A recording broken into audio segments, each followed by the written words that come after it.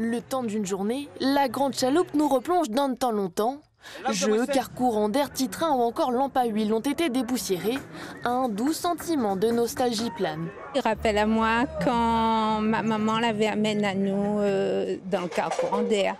Voilà. Et à quelle occasion, c'était pourquoi? Parce que nous l'étions jamais rentré dedans.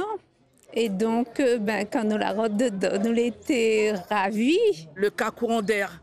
Avant, il y avait une bâche quand il pleuvait. Quand la bâche il sonne, petit copain à côté à nous piouk. Ça me rappelle à vous des souvenirs alors? Ah, c'était de bons souvenirs. Amène un peu les enfants à ce qui se passait avant. Et la tradition, il ne faut pas perdre. C'est important. La tradition, ben oui.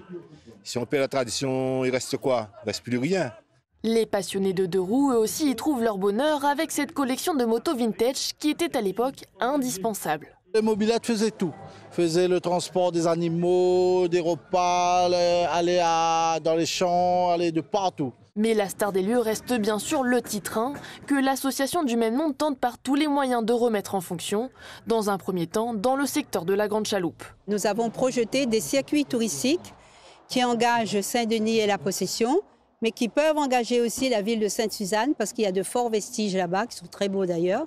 Et donc, les circuits touristiques ont été écrits, rédigés, par un adhérent à nous d'ailleurs, M. Lougnon, et nous comptons bien développer cette activité touristique. Les gens vont à Euro Disney enfermés dans des tunnels sur des petits trains pour qu'on leur raconte des histoires.